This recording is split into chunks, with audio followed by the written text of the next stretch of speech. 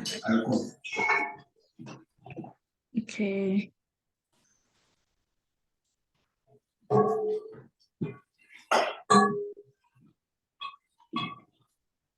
Okay. Hello, everyone, and welcome to another episode of Stemmy Conversations, a podcast where we share all things STEM and ICT. I'm your host, Kenita Roberts, and alongside me, I have Mr. Bradley Downer. We'd like to welcome our special guest here today. His name is Mr. Samuel Ogunsola. I really hope I got it this time. So, Mr. Samuel is a dynamic leader, visionary, entrepreneur, and a passionate advocate for positive change. Samuel's journey in leadership and impact began with his role as a founder and executive director of Food and Genes Initiative. Under this visionary leadership, FAGI has made remarkable strides in addressing critical societal issues such as substance abuse, malnutrition, and non-communicable diseases across Africa. Recognizing the importance of nurturing the next generation of leaders, Samuel established Impact Leaders Connect. This initiative serves as a catalyst for leadership development, connecting emerging leaders with invaluable resources, mentorship and opportunities for personal and professional growth.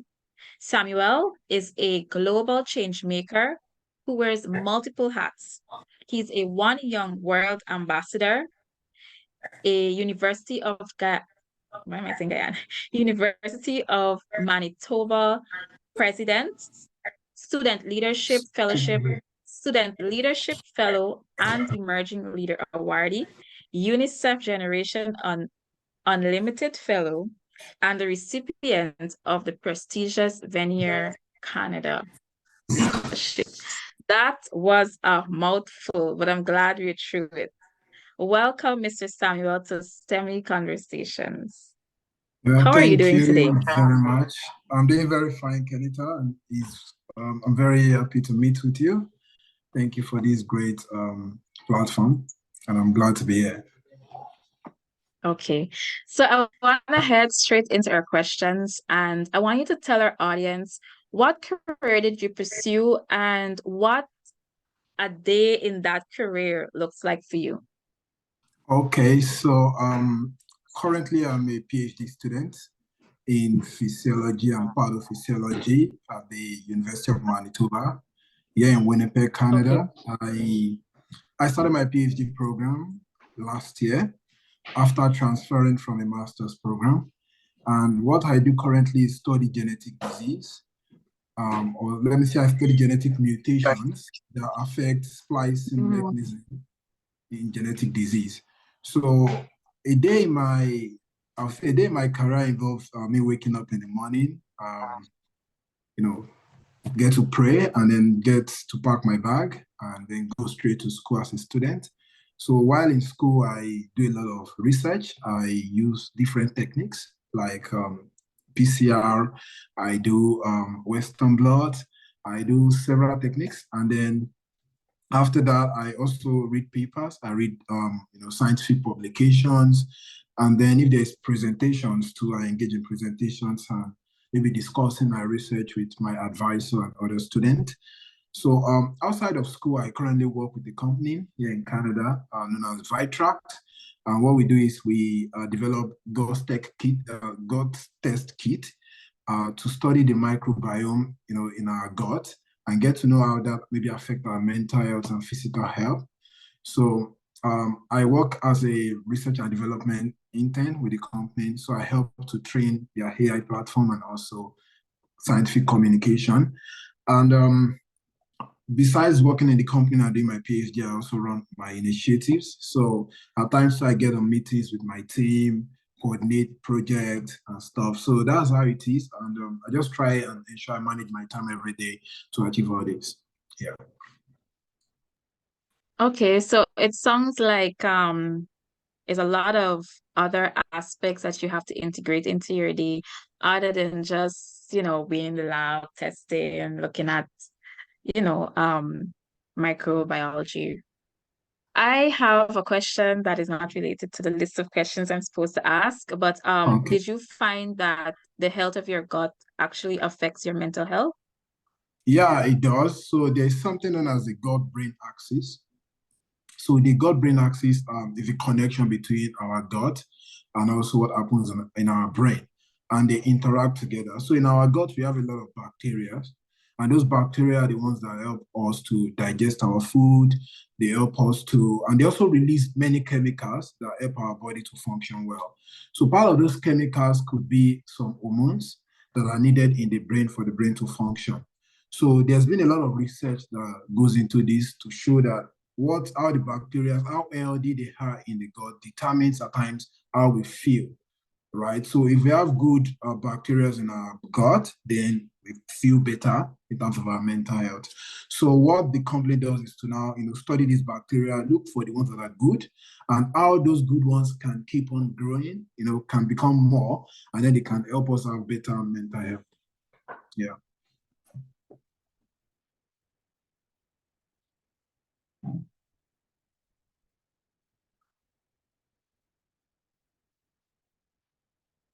All right. Okay, that is very in Samuel, Okay. can you hear us? Yeah, I can hear you. Okay, because you're a bit paused on our end. Um, but that is interesting because I came across a video recently that said the gut is our second brain. Yeah. That's why I asked if, if our gut is correlated to our mental health and how we feel. Yeah. Thank you. Yes. You're a bit paused on our end. I don't know if there's something you can do because you're not moving at all. Okay, you're moving now. Yeah, okay, okay. Just let me know if there's something wrong with the connection, but I think it should be fine. Okay, great. Yeah, Yes, it's fine now. good. Yes, so back on track. So, Okay, how is science, technology, and engineering, mathematics integrated into the work that you do? okay, yeah, that's And a even very good. ICT too, which is information communication technology. Okay, that's a very good question. So, prior to me coming for my graduate studies program, that's my master's and my PhD, I had my undergraduate program in biochemistry. And biochemistry involves, science. It involves using technology. We use techniques in the lab that involve, learning about physics and chemistry. And then we also do a lot of calculation. That's where mathematics come in, and then engineering, right? So I did biochemistry, and then I came from my graduate program in physiology. So in physiology too, we do a lot of science, which involves understanding, the basics of understanding why something is happening. So getting to go deep to understand what is really happening. So we do that. And for us to get this science, we also need to apply many techniques, and that's where technology comes in. So we're using thermocycler now for polymerase chain reaction, right? We're using electrophoresis, electric devices to check how proteins move, right? All these things are techniques we use in the lab to study the science, of how disease happen. And all these things also involve calculation, which that's where mathematics come in.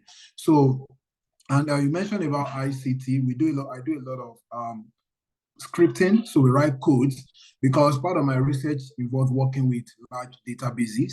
So I work with scientific database like UK Biobank, like CleanVar. So CleanVar is where they store a lot of mutations that cause disease, right? So after getting access to those databases, we need to analyze them. We need to simplify those databases to get the right information from them. So that's where ICT comes in.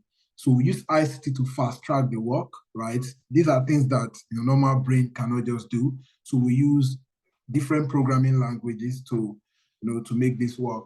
So that's where ICT comes in. And just to also chip in, besides me doing my master's and PhD. I also have an initiative that work on promoting women in STEM, and that's Swiss Africa. So it's known as Shaping Women in STEM Africa. So what we do is we use storytelling to talk about women that are doing great in STEM. And we've interviewed several women, both in the industry, people working in Google, working across different companies. And then we also interview people in the academic space, professors, graduate students. So the goal is to get the story of these women and then use their story to inspire the next generation of young women to pursue career in STEM. So I'm very much involved in STEM, and I apply it to what I'm doing, and I also promote it. Thank you. That's awesome. That's really great. I believe I am going to give Bradley the next question for you. Thank you. Hi, so my question is, if you weren't into STEM and ICT, what other career would you have chosen? Yeah, so if I did not get a question, Bradley, can you come back again? If you weren't into STEM or ICT, what other career would you have chosen? Okay, if I'm not in STEM or ICT, I would say other career would probably be business administration.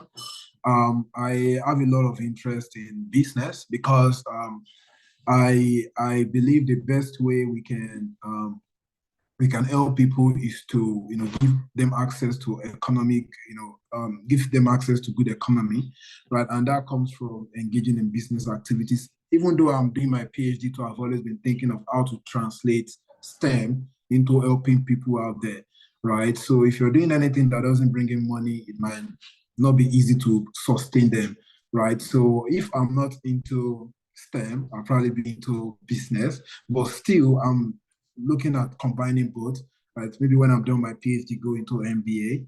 So yeah, but I'll probably be in business. All right, thank you. Can I see the next question is yours? You're welcome. Okay, so going back to you said that you did biochemistry. So Yeah. I want you to give our audience a little background into how you would have ended up into where you are right now. So like what are some of the requirements to Okay. get to being a PhD student? Thank you very much. So, to be a PhD student is, I think, it's something everyone can do if you're determined. PhD is not really about how academically smart you are, but it's just about your curiosity to get to know more about why something is happening. PhD is not for everyone, right? So if what you just want to be is to maybe make money, just relax, you can, go maybe just have your bachelor's and then get into the industry. But if you're someone that is really curious about, understanding why something is happening, then PhD will be a very good thing to explore. And it takes a lot of determination. It takes a lot of tenacity. You have to, be determined to get into it. So if you have your like bachelor's in maybe biochemistry, microbiology, maybe genetics, biological science, or maybe even basic STEM, and you want to pursue a PhD program in biological sciences like cell physiology, like anatomy, like medical microbiology. So to get into that, I would say the first thing you need is you need to have a very good like academic grade. That's very important. So you need to graduate well. You have to be interested in the field. Then the other thing you're going to need is you need to also make a decision as to where you want to have the program. So there are a lot of schools in the world. There are probably hundreds of thousands of schools. So you have to make a decision as to which country or which school you want to get to do your master's or your PhD program. So if, for instance, you're in somewhere in Africa and you want to come and do your PhD program in Canada, then you need to go and check schools in Canada that you can, that do the program that interests you and you want to go there. Or if you're doing your PhD, or you want to do your PhD in the US, then you need to check, for schools in US that do what you want to do. So as I said, the basic is to have good academic grade. And then the next thing is to check the requirements like needed by the school. Different schools have different requirements, right? So for my own school now, for you to come and do a PhD program, you need to have a certain GPA. And besides that, you also need to get an advisor So the meaning of getting an advisor is you need to get a professor that will mentor you, a professor that will fund your program. So a professor selected me, I applied to him. So he selected me, and then he was the one funding me, right? So that's how it works. So you need to look at the school you want to apply to. Some schools will require you to write a GRE, right? Like write an exam. Some will require you to write English exam. So when you know what the school needs, then you tailor your application to get into the school. So that's the application part. So as I said, you can do a PhD in biological science if you're curious about getting to know why disease happen. You want to maybe develop a new device, something really interesting and something big. You can always explore the PhD part, and then yeah, it's a good one. Thank you. Okay, so did you do a master's? Yes, yes and no. So Oh. so I came here for I after my bachelor's in biochemistry, I came out to Canada for my master's. But then after 1 year of doing my master's, I transitioned to a PhD. So in my department here, once you have a good GPA and you have good research, you have to do an exam. So after doing that exam, then you can transition from a master's program to a PhD. So my master's, I did not get my master's certificate, but the years I've used my master's counted towards, it's counting towards a PhD program. Yeah. Very interesting. You were able to skip levels. Thank you. Yeah. Yeah. Okay. I'm sure you had challenges along the way. So what are some of the challenges that you would have experienced? Okay. Yeah. Sure, there's nothing good that doesn't come with its own challenges. And I would say the first thing is making the decision to come to Canada from Nigeria for my PhD was not that, for my graduate program was not that easy. Getting to come during COVID. I came to Canada in 2020. So that was the peak of COVID. So it was not that easy getting to, understand the culture and during those challenges, right? Global challenge, right? So it was not that easy to acclimatized to the new environment. So I would say that's one of the challenge. The other challenge was when I was in my undergrad, I did not use many techniques like I'm using today, right? So when I first came, those techniques looked very complex to me. Techniques like RT-PCR, reverse transcription. I've never done that before in my life, and then I'm doing a program that we have to be doing that almost every week.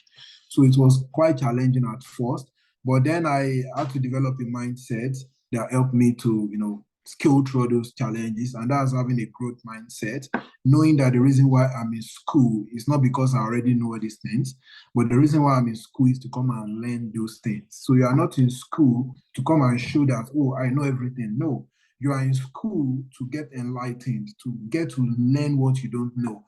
So that's what now made me to open up myself to learn all those techniques. And today I can use many of those techniques, right? So that's one challenge I faced. And another challenge could be in terms of funding. Getting access to funding is challenging for many international students, traveling to another country for your program, or even after your bachelor's, right? You also want to settle down. You want to, leave your parents' house. You want to have your own apartment, but you still want to pursue graduate program. So it might be challenging getting access to funding or getting access to, financial support. So that was challenging, for me when I first moved here. Even though I was being funded, it was still not easy to balance everything, living expenses, paying school fees, among other things. So, but one way I was able to overcome that is to apply for many scholarships. And through those scholarships now, I can sustain myself. So those are some of the challenges I went through, and challenges I've also noticed many graduate students go through here abroad. Yeah.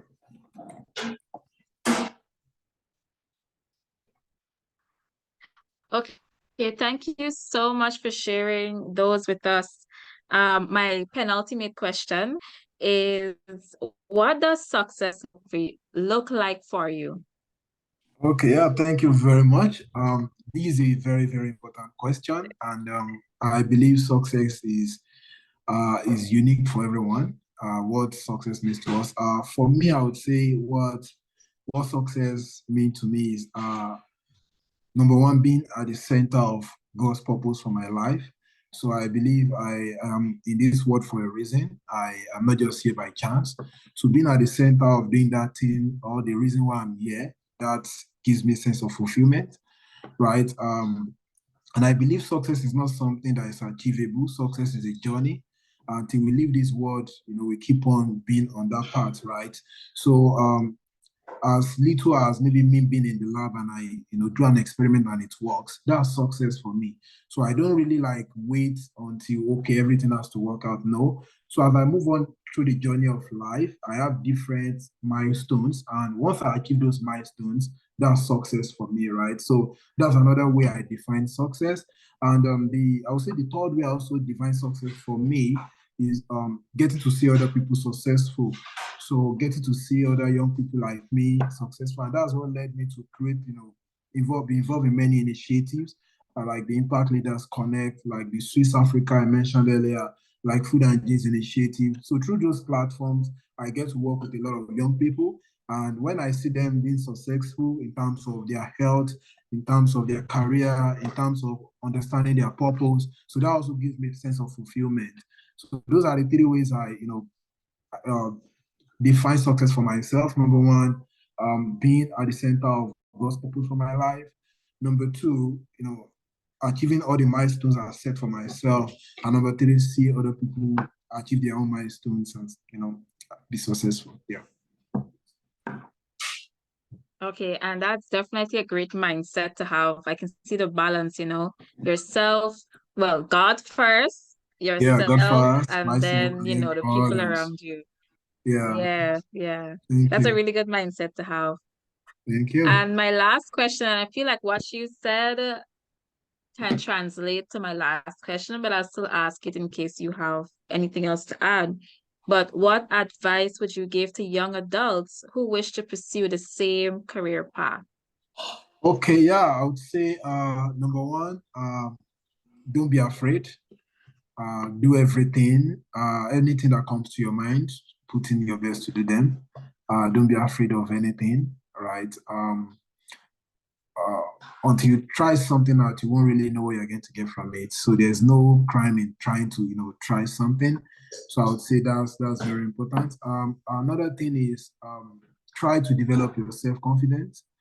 And this comes firstly by knowing who you are and why you are in this world. From everything I've engaged in, founding organizations, being on different platforms, doing my PhD now at a very young age, one thing I've noticed is being confident in myself has opened a lot of doors for me. So be confident in yourself, believe that you are in this world to make a difference. Another thing is try to help others, try to look for ways to help others, and that connect to being relevant. So anywhere you find yourself, be relevant. If you are in an organization, you are even volunteering anywhere, you're in school, try to look for a space, to be relevant. Don't just be a bench warmer, because the only way you can develop your values is if you use them. It's just like the law of use and disuse in science, right? If you don't use something, you don't get better at it. And the little thing you even have will be collected from you. That's how life works.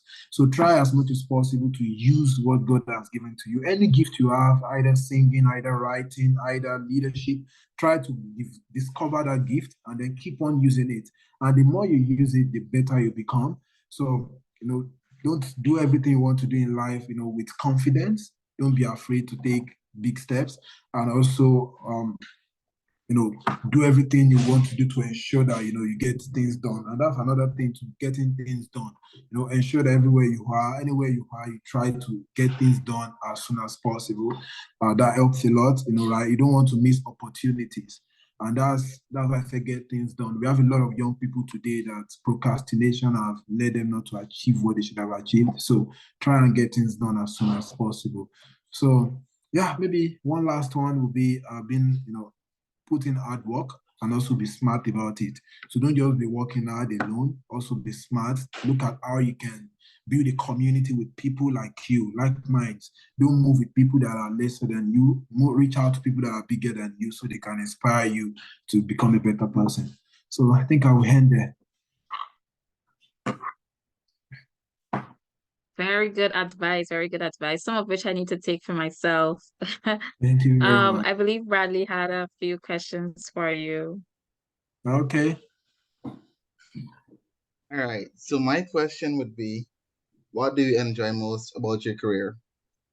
Yeah, I would say what I enjoy most would be number one, the impact my career we have on the world.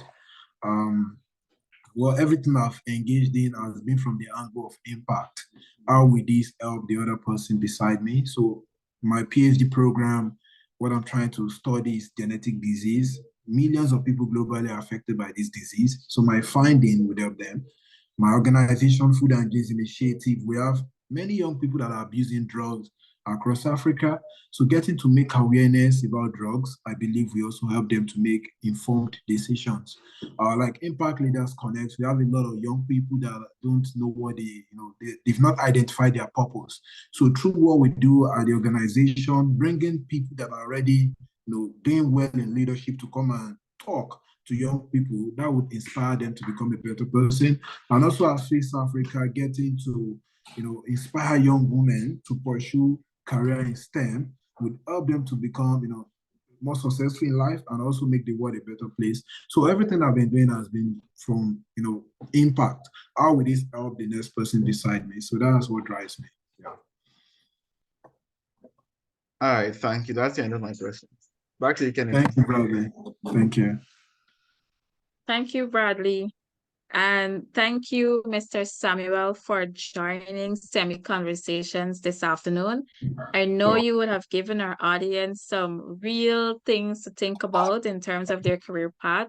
Very interesting career, or interesting area of study. It sounds very technical from my point of view, and I Thank hope you. that, there are a few persons who, can keep that on their radar, depending Thank on you their very much. interest. Very good advice, especially like, putting God first, um, success in yourself and success of people. I think it's a very good model to follow. Thank you. And I hope that, somebody out there would have felt inspired. Thank So you very thank you much. once again for being on Semi Conversations, Thank you, and Kari. have a great rest of your afternoon. And you too. Thank you very much. Thank you. Bye. Bye-bye. Trying to stop the recording.